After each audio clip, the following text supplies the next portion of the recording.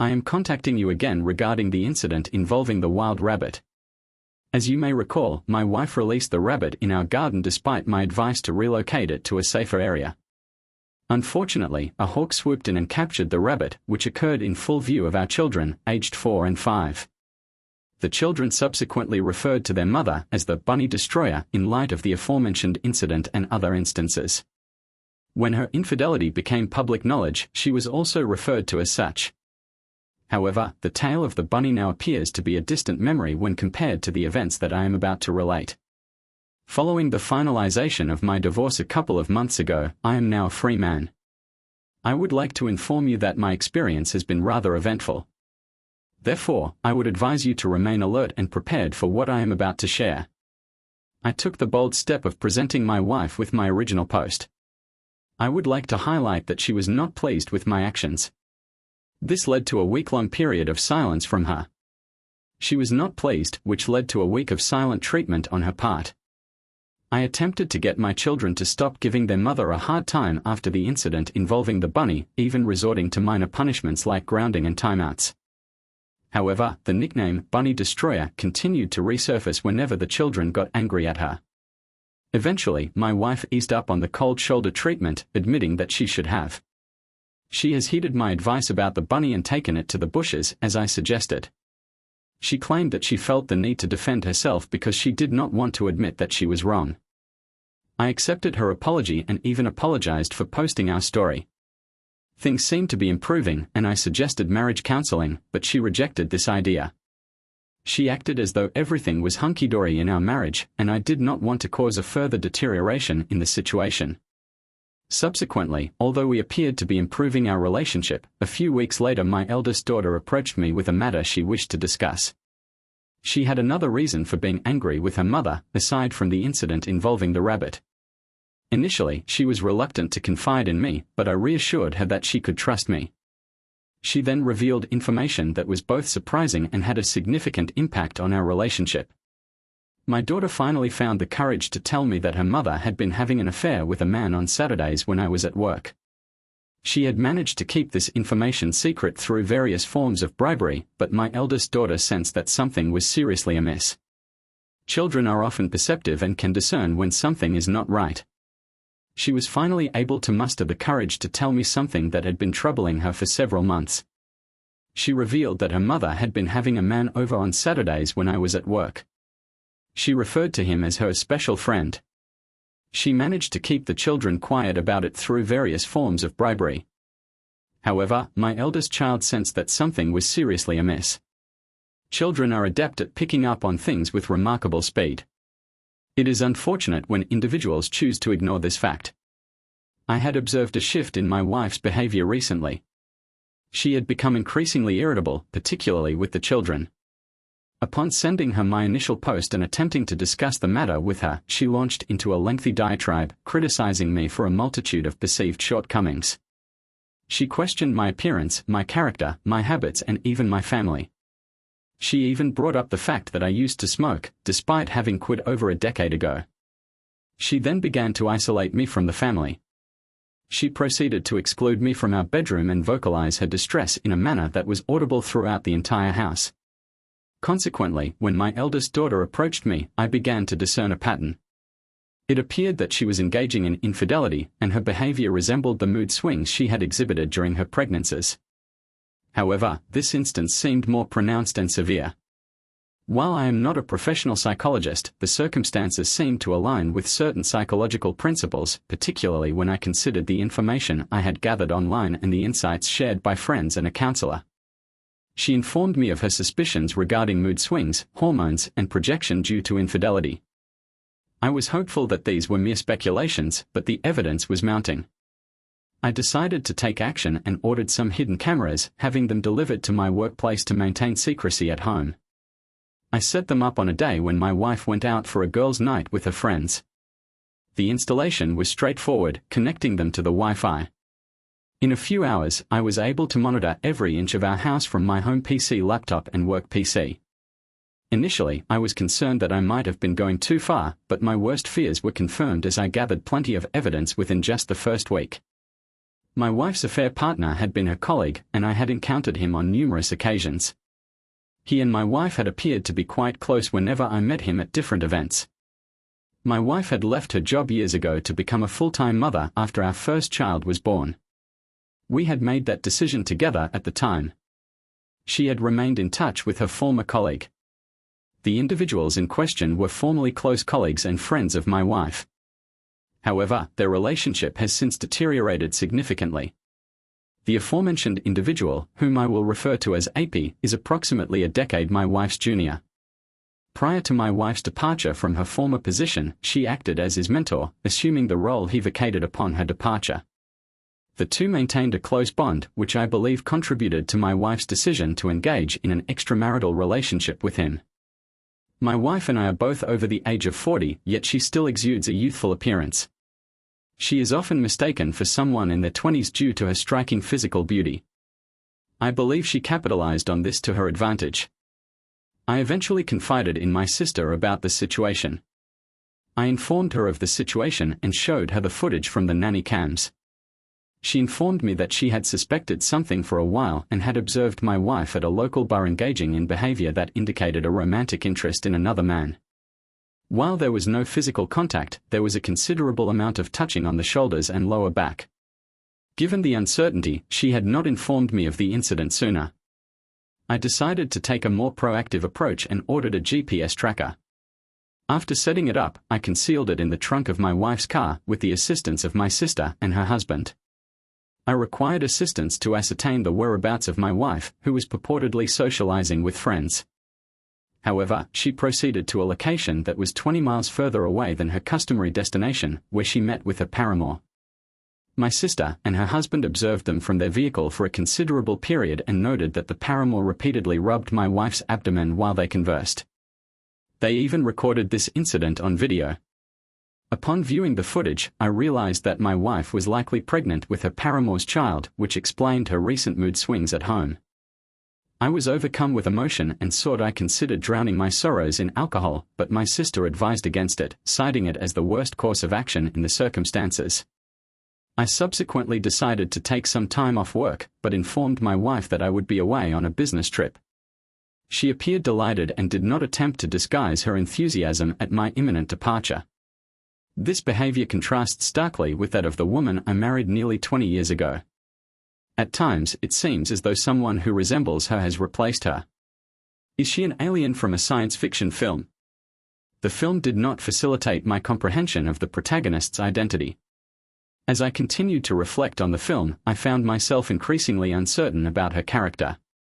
I thus reached the conclusion that attempting to rationalize the film's narrative would be unproductive. I had cameras positioned throughout the house, and my sister and her husband had agreed to care for my children for a few days as they enjoy visiting their aunt and uncle in the city. This afforded my wife the opportunity she desired shortly after I had departed. She referred to him as a fair partner, AP, and he arrived that evening to spend the night. I will not provide explicit details of their activities within the house, however, it is noteworthy that in addition to their sexual intercourse, they were openly making jokes about me. They discussed their impending baby and how they needed to come up with a plan before her pregnancy became too obvious. She was already more than 3 months pregnant by then, and there was no way to pass the baby. Furthermore, given that AP and I are of different races, it would be evident from birth that the child was not mine. My wife dismissed AP's concerns, stating that they had sufficient time to resolve the issue. However, she later admitted that this was not her first affair. She had previously cheated on me when she was 29 years old. She informed AP that she was tired of pretending to be a good housewife and being stuck with a boring man like me. She even mentioned that she felt old and that she wanted a more exciting life. Furthermore, she stated that had it not been for my financial stability, she would have terminated the marriage long ago. When AP inquired about the children, she responded with callous indifference, "He can have them." She even expressed a lack of interest in interacting with our offspring, citing the belief that they favored me and her conviction that she would soon have a do-over baby. I was so repulsed that I nearly hurled my laptop across the motel room. However, I managed to maintain my composure and consumed a few beers from a six-pack. After purchasing dinner at a local diner, Pac proceeded to watch a film. He then spent approximately half of the night lying in bed, lost in thought, until he finally fell asleep. The situation was perplexing because he had previously believed he had a comprehensive understanding of his wife. He had a genuine affection for her and would have provided her with anything she desired. However, he came to realize that there are individuals who are capable of displaying behaviors that are deceptive and manipulative. This realization prompted him to seek retribution in the form of a divorce settlement. Normally, he would be considered kind and laid back. However, when faced with significant challenges, he could become a formidable opponent. Although I am normally a kind and laid-back individual, I am capable of becoming a formidable adversary when pushed to my limit. Consequently, the very next day, I visited a law firm specializing in divorce law and requested the most tenacious lawyer they had. I reside in a jurisdiction where the factors of fault and divorce can have significant implications, and my wife was in a precarious position once I had initiated proceedings against her. The lawyer was somewhat taken aback by my eagerness to hire him, particularly given the circumstances. However, once I had shared the relevant details and even presented him with some video evidence, his demeanor shifted. He then proceeded to express his enthusiasm and we proceeded to shake hands. He informed me that he would commence work immediately, as this was a case that divorce lawyers were particularly adept at handling. While I was working from home and the children were at school, my wife was served with divorce papers by the local sheriff. The proceedings were captured on camera, and my wife appeared visibly distressed when she opened the envelope and read the contents. Subsequently, she became visibly distressed and entered my office to express her displeasure. However, I maintained composure throughout, having already reached the decision to terminate the marriage. Despite her attempts to engage in debate, I reiterated that my decision was final and demanded her departure from the marital residence. Given that I was the sole mortgage payer, she threatened to disseminate false information about me, including the allegation that I had offended her with the intention of damaging my reputation and employment. I informed her that such actions would be futile and advised her to make up any story she wished, as it would not assist her. Given that she was pregnant with her affair partner's baby, she appeared shocked and inquired as to the extent of my knowledge. I informed her that I was aware of the situation. I reiterated my desire for her to leave the residence. She contested this, asserting that it was her house as well. She then proceeded to barricade herself in the bedroom. I observed her on the bedroom cameras as she experienced a psychological crisis and subsequently contacted the police on her mobile phone. She exhibited signs of distress, yet there was a subtle, almost imperceptible smile on her face as she did so. She demonstrated a remarkable capacity for self-presentation. I would have been more inclined to believe her account of events on the phone if I had not already witnessed her behavior firsthand. I was aware that she was being untruthful, so I waited for the police with the front door wide open and welcomed them in when they arrived. Initially, they seemed quite agitated and prepared for a confrontation. However, upon entering the house, they observed that everything was tidy and there were no indications of a physical altercation. My wife abruptly emerged from the bedroom and grabbed one of the officers by the uniform while accusing me of being irrational. I requested permission from another officer to present the evidence to clarify the situation. The officer concurred that my wife had been taken by surprise, as she was unaware that I had recorded her. I proceeded to present the officer with footage from the security cameras on my laptop, which depicted my wife threatening to fabricate lies with the intention of destroying my life. I then showed them the footage from the living room, which captured her fleeing from my office and entering our bedroom. Finally, I presented them with footage from the bedroom camera, which documented her contacting the police and concocting a false narrative. I had recorded the entire incident from multiple angles. Despite her assertion to the police that I had caused her harm, there were no visible injuries on her person, and the cameras positioned throughout the house provided a starkly contrasting account. I then provided the police with a thumb drive containing all the video evidence they required to substantiate her false accusations. Despite the overwhelming evidence to the contrary, my wife remained steadfast in her false narrative, claiming that the recordings were illegal and therefore inadmissible. However, I swiftly highlighted that they were, in fact, lawful, as they had been recorded by the security cameras in question were located inside my own home, rather than in a public space. My wife then approached the police and urged them to take action, which they did. She was subsequently apprehended and placed in handcuffs and began to display signs of distress. It was difficult for me to reconcile this behavior with the woman I had loved for so many years. I had previously held the view that she was a wonderful, intelligent, and charming individual. However, my perception was proven to be inaccurate as the police took her away. She screamed that they could not treat her in this manner, but she did not put up much of a fight to avoid being taken into custody. Subsequently, I revoked her access to my credit cards and ceased all future deposits to our joint bank account. This compelled her to utilize her personal funds to secure her release from custody. Fortunately, she had accumulated a substantial savings over the years, despite the mortgage being solely in my name. She returned to retrieve her vehicle, which I had thoughtfully packed with some of her belongings and personal items, leaving the key on the seat. I ensured that she could not re-enter the house. My wife's parents did pay me a visit a day after she bailed herself out of jail. Initially, they only knew the version of events she had shared with them, which was largely consistent with the account she had provided to the police. Her father, in particular, appeared prepared to confront me, despite his advanced age. He is a formidable figure, but when I inquired whether he had any knowledge about my wife's affair or her pregnancy, he seemed taken aback and offered me the opportunity to explain myself. I retrieved the laptop once more to demonstrate the evidence I had. The laws that I had recorded were presented to them when they learned the truth. They were visibly disgusted and could not believe that this was their daughter. They offered their apologies to me and assured me that they would stay in touch to help out with my kids. They decided to call my wife on speakerphone right in front of me and confront her about her lies. Initially, she tried to stick to her story until they mentioned that they were with me at that moment and had seen the recordings. They knew the whole truth and demanded that she leave their house immediately. She attempted to backtrack, but my in-laws made it clear that they had already formed an opinion of her based on the evidence presented. My wife's parents made it clear that they had not raised her to be a selfish and adulterous person who would attempt to frame her own husband. They disowned her over the phone at that moment, hanging up before my wife could respond. She attempted to call back, but they ignored her. When they returned home, not only had she disappeared, but she had also caused damage to several items around their house, leaving my mother-in-law to clean up the mess. My ex's parents were in a state of distress. I still consider them to be my in-laws. Despite the ongoing visits to their grandchildren, my ex is effectively estranged from all of us. Subsequently, my wife returned with her affair partner in tow to collect her belongings. AP did not enter the house and my wife refused to speak to me while packing her remaining items.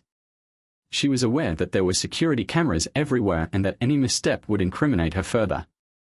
I was not alone, my sister and brother-in-law were present to assist in monitoring her. My wife was still in the process of packing when the children returned home. She did not make any effort to speak to either of them. Not even when our youngest child cried for her, she made any attempt to interact. She did, however, take a few photographs of us from our wedding day and throw them on the floor, shattering them. It is my belief that she expected some reaction from me, judging by the way she looked at me while I chose not to respond, and she simply collected her remaining belongings and departed. I was compelled to request the assistance of my elderly mother, as I was unable to manage the children's needs independently. Securing time off work was challenging, and childcare options were limited. I also elected to order DNA tests for my children as a precautionary measure despite my confidence in their paternity. Fortunately, the tests confirmed that both of my children are indeed mine. Additionally, I took precautions and underwent testing for sexually transmitted infections, STIs, which yielded negative results, thereby eliminating any potential concern in this regard. Approximately a week later, my wife unexpectedly arrived at my residence, proposing an amicable divorce. Essentially, she sought to divide assets and liabilities in a fair manner. However, I declined her offer, and we engaged in a frank discussion on the matter. Following a series of discussions, she acknowledged that the state's laws were not in her favor. Having met, engaged, married and lived in this state throughout our lives, she would face a significant loss unless I agreed to a settlement, which I was unwilling to do. I reminded her that she had not only betrayed me but also our children, her parents and a large number of other people by having an affair. I then firmly closed the door on her. She exited the premises without significant incident and did not reappear until the subsequent court proceedings, held several months later during the divorce hearing. My wife was visibly pregnant and she had secured legal representation. Her extramarital partner was notably absent. I anticipated that she would provide false testimony before the judge, and she did attempt to do so on a few occasions. However, I had substantial video evidence to counter any potential falsehoods, so her credibility was significantly diminished. Instead, she attempted to prolong the divorce proceedings by refusing to cooperate and making a series of demands. Initially, she sought a significant portion of my savings and a comprehensive list of other assets. She even demanded that I purchase her share of the house, despite her lack of contribution to the mortgage. I advocated for full custody of the children and the removal of her name from the house deed. My wife had video evidence to support her statements about no longer caring for our children and her willingness to fabricate information. She attempted to delay the proceedings and frequently changed her demands, but the judge did not allow her to prolong the process. In our state, which has a fault-based system of divorce, my wife's entitlement to custody was minimal due to her infidelity. Furthermore, her attempt to frame me only worsened her case. Ultimately, she lost all custody. Following the dissolution of the marriage, the children were awarded to the mother, who was granted a reasonable financial settlement. Despite the vehicle in question being registered in my name, I was willing to sign the title over as part of the settlement. Throughout the divorce proceedings, the mother made no effort to communicate with the children, resulting in me being granted full custody and the house being transferred to my ownership. This has provided me with complete freedom from her and her actions.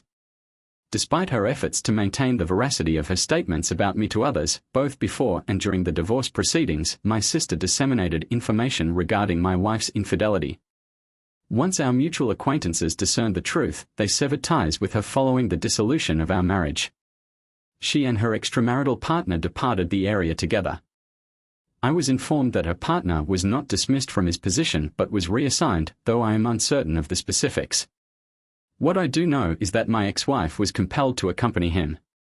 The destination of the two individuals in question could have been the inhospitable landscapes of Greenland, for all I was concerned. I was gratified to learn that they had departed. My former spouse should have had the opportunity to start anew with her child, and I hope that it was beneficial for her. This is not what I anticipated sharing after discussing my wife releasing a rabbit where a hawk could seize it. Many of the comments I received previously about her behavior prompted me to recognize that I should have been more attentive to the warning signs at an earlier stage. I suppose I retained my optimistic perspective.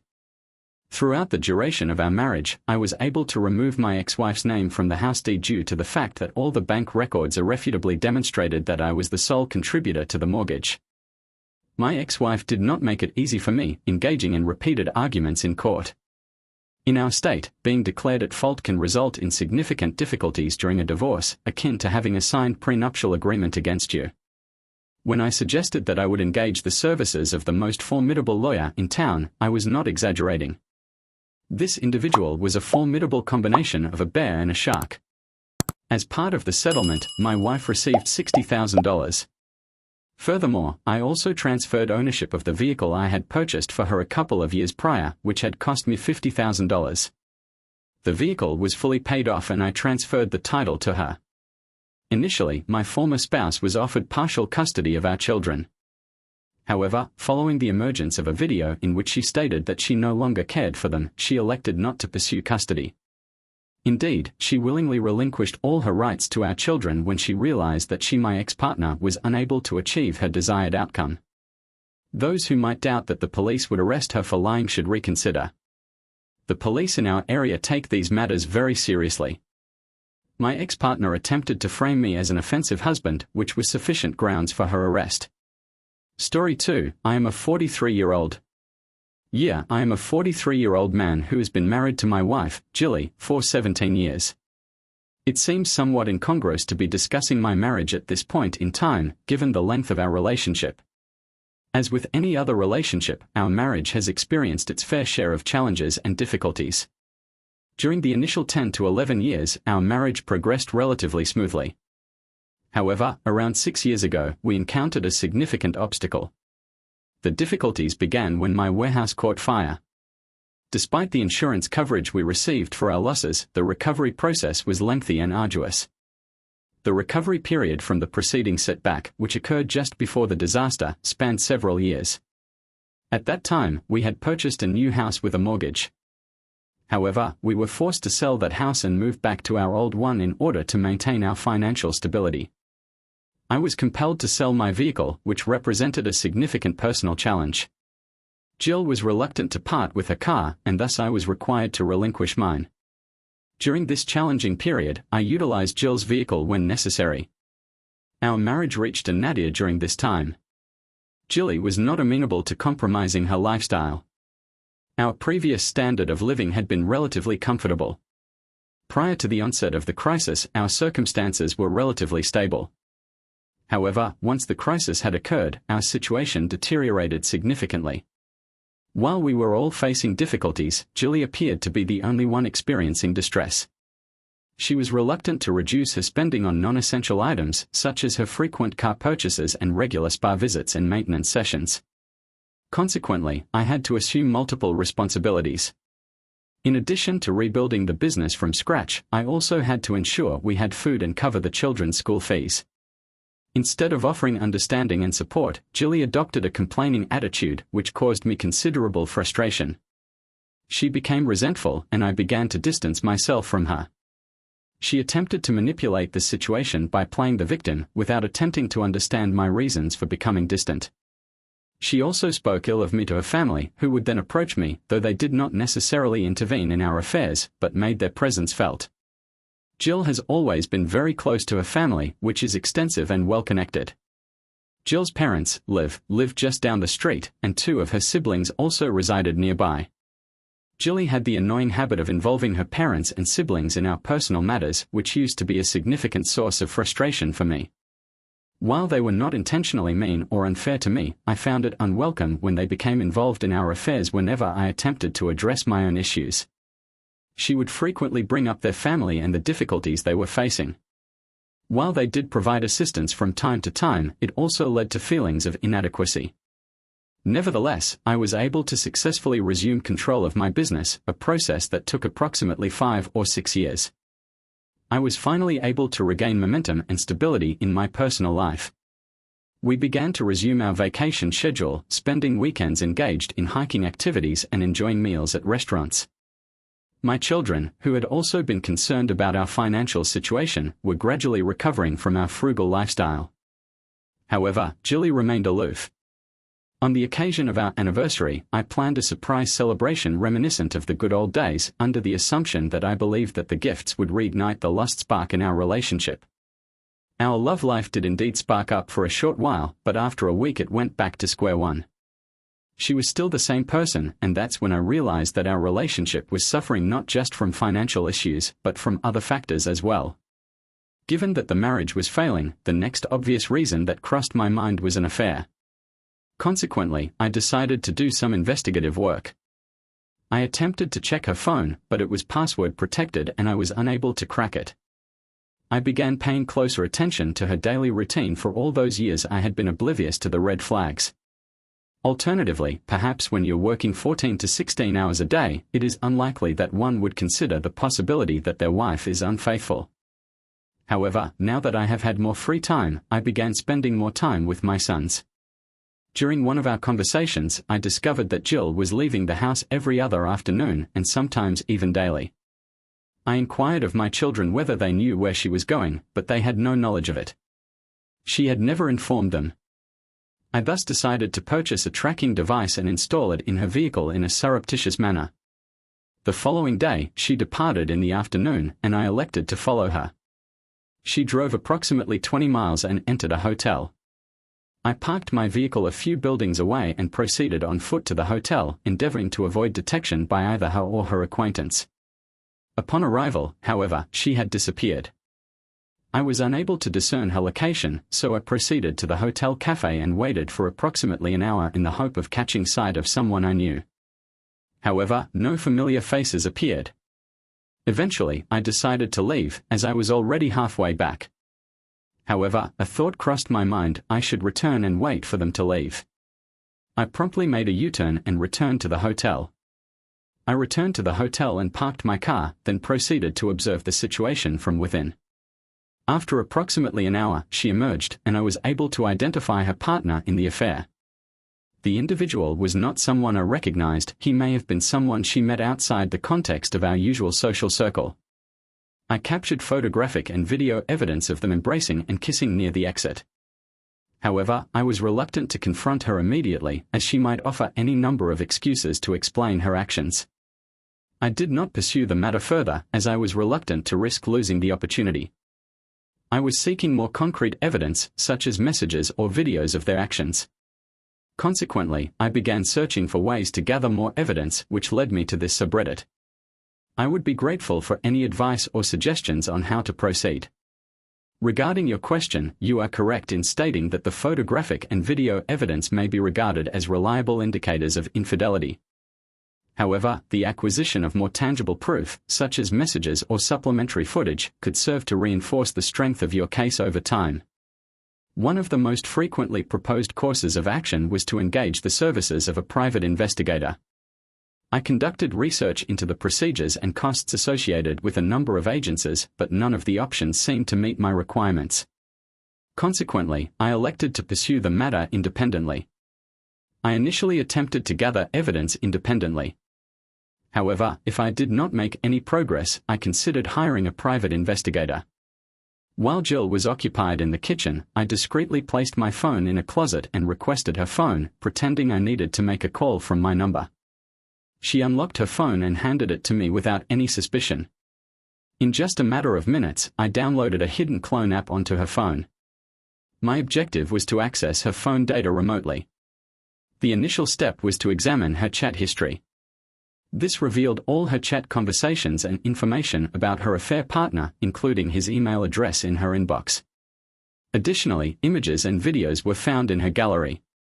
Given the uncertainty surrounding the functionality of the app and the potential for notifications related to the cloning process, the objective was to gather as much information as possible. Following the successful acquisition of the data from the subject's mobile phone, an examination and review of the material was conducted at the designated warehouse facility. The chat history revealed a duration of 6 months. However, it became evident that the relationship had been in existence for a considerably longer period. The content of the conversations demonstrated a high level of emotional involvement and a clear expression of affection for each other. Additionally, the nature of the conversations was characterized by a high level of explicitness, particularly in relation to their respective partners. It was evident that the couple had no intention of pursuing a marital or divorce's dissolution of their respective marriages. The couple appeared to be enjoying their time together while simultaneously criticizing their respective partners. Despite exchanging explicit photographs, there were no videos of them together. Further investigation into the affair partner's background revealed that his wife is a professional who works long hours, while he is a baseball coach at a school with free time in the afternoons which he apparently spends with other women. Now that I have sufficient evidence to potentially expose his extramarital affair, I intend to contact his wife. However, before taking any further steps, I wish to expose the individual residing in my house. It is my intention to humiliate her and make her feel as she made me feel during my financial crisis. The challenge now is to determine how to achieve this. Seeking professional and legal advice may be the optimal course of action before proceeding. Substantial evidence has already been gathered to pursue legal action against the individual in question. It may be the case that the services of a private investigator are not required at this juncture. It would appear that the evidence is already sufficient to proceed. In my previous update, I discussed the cloning of the individual's phone onto mine as a means of gathering evidence. I was concerned about the functionality of the app and the risk of being caught, but it remained hidden for 2 weeks before I deactivated it. By that time, I had gathered sufficient evidence to make my case. It was utterly revolting to see their life. She would engage in explicit conversations with him in front of our children and me, describing her attire and position on the couch, expressing her longing for him. My children were present when she said things like, "I wish you were here with me." These instances were beyond disturbing, and I am unsure how I managed to maintain my composure. Imagine this: you are lying next to your wife, and she is texting her lover, openly discussing her desire for his touch. At that precise moment, she would sometimes even touch my back while sharing these explicit desires. There were instances when I was tempted to strangle her in her sleep. Upon retrieving the data from her phone, I discovered only a few photos that they had shared, primarily selfies and pictures of new outfits. Initially, I believed they were not sharing explicit content. However, I was incorrect. They were sharing explicit photos, but she promptly deleted them to prevent them from being backed up. Nevertheless, since I was monitoring everything in real time, I was able to capture the evidence. In real time, I was able to capture all the relevant data. It became evident that not only had explicit images been exchanged, but also brief video clips of the individuals engaged in intimate activities. As this evidence accumulated, I devised a plan to expose the situation to her family and friends. I sent an email to all her close family members, including her parents, siblings, godmother, aunts, uncles, and some of her best friends. I invited them to a surprise party, stating that we were expecting happy news. I made it clear that they should not reveal the reason for the gathering. It was imperative that Jilly and the children remained unaware of the plan. Having successfully organized a surprise celebration for an anniversary a few months prior, I was confident that I could pull off another such event. However, this time I needed to ensure that the children were kept out of the confrontation, regardless of how much I despised Jilly. It was crucial that they were not exposed to such behavior, even if it meant that I had to conceal my own feelings. The recipients of my invitation speculated that I had purchased a new house, as it was not our anniversary or anyone's birthday. They might even have assumed that we were expecting a child. A baby would not have constituted a surprise to Jilly. I proposed that they collaborate to make this surprise impactful, and I requested that Jill's sister contribute by bringing champagne and cake. She readily agreed to assist on the expected evening, just before her family and friends arrived. I arranged for my children to have a sleepover at their friends' houses, which would ensure their absence from the impending confrontation. Meanwhile, Jilly was preoccupied with communicating with her lover and satisfying her desires, while her parents, siblings, and other guests arrived with champagne and cake. Subsequently, guests arrived bearing champagne and cake. Jill became curious and questioned me about the nature of the event. I informed her that I had some news to share. She promptly updated her lover about the situation, explaining that she would be away for a few hours and would resume their intimate conversations once she had concluded her business with me. She sent him a plethora of affectionate emojis and archived all their chats, cleverly turning off notifications afterwards. She then became affectionate and loving towards him. She showered me with hugs and praise. She, like everyone else, assumed that the news I had to share was about our new house or something similar. She expressed her gratitude for having me as her husband. I simply smiled and waited for the others to arrive. When the time was right, I asked Jilly to sit with me at the center of the room. She held my hand with excitement, unaware of what was about to unfold. The projector was set up in the living room and the first slideshow began. The slideshow then displayed a shocking image of her locked in a passionate kiss with her affair partner, before swiftly transitioning to explicit chats between them with enlarged fonts displaying the intimate conversations and explicit photos they had exchanged. Jilly pleaded with me to stop the slideshow, as she appeared nervous. The presentation was running automatically, and it was becoming uncomfortable for everyone in the room. Her siblings suggested that we discuss our private matters separately, but I immediately objected, questioning why we should do that when all my issues had been laid bare in front of them. I proposed that we discuss our private matters separately, but was met with immediate objection. I questioned the rationale behind this suggestion, given that all of my issues had been laid bare in front of them. I reminded them of an incident when I had requested that Jilly sell her car, and she had called them over and convinced me to sell mine instead. As a result, I had to rely on public transportation or beg for her car in emergencies whenever we faced financial difficulties. They had previously come to our aid, and I believed that they should help us resolve this matter as well. The room fell silent as the slideshow continued to play on the projector. Jill's mother raised her voice, demanding, "What do you want?" I responded with equal intensity, saying, "Tell your daughter to confess everything here in front of everyone." Throughout this, Jill had been crying, her face hidden in her hands.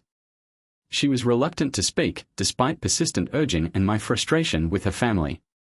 Eventually, she looked at me and admitted, "You've made an entire movie about me." I told her that I wanted to hear everything else. When it started, why? She felt the need for an affair partner and what her plans for the future were. her parents and uncle decided to leave, expressing their desire not to be a part of this chaotic situation. It was my hope that they would refrain from interfering in my affairs in the future.